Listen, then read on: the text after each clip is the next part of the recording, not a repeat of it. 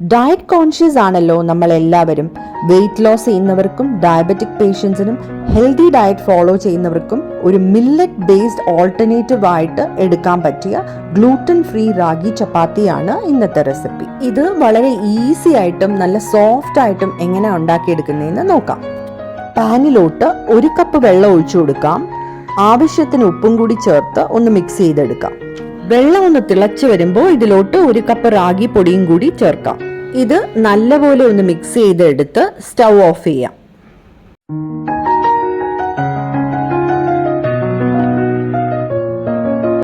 വേറൊരു പാത്രത്തിലോട്ട് മാറ്റി ചൂടൊന്ന് ആറിയതിനു ശേഷം കുറച്ച് വെള്ളം തൊട്ട് നമുക്കിത് സോഫ്റ്റ് ആയിട്ട് നന്നായിട്ട് കുഴച്ചെടുക്കാം. നല്ല സോഫ്റ്റ് ആയിട്ട് കിട്ടിയിട്ടുണ്ട്.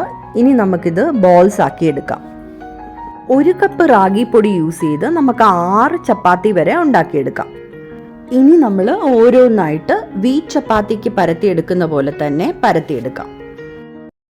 ഇനി നമുക്കിത് തവായിലോട്ടിട്ട് ചുട്ടെടുക്കാം. ആവശ്യമുണ്ടെങ്കിൽ കുറച്ച് നെയ്യും കൂടി ഇതിൻ്റെ മുകളിലോട്ട് തടവി കൊടുക്കാം.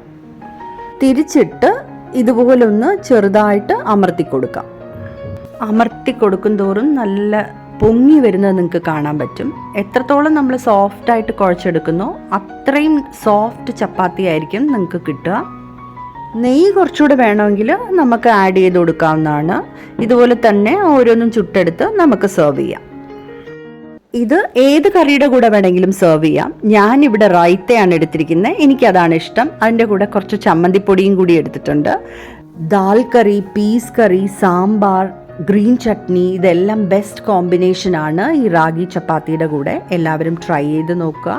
ഇഷ്ടമാവുകയാണെങ്കിൽ ലൈക്ക്, ഷെയർ ആൻഡ് സബ്സ്ക്രൈബ് ചെയ്ത് സപ്പോർട്ട് ചെയ്യണേ. Thanks for watching. ബൈ.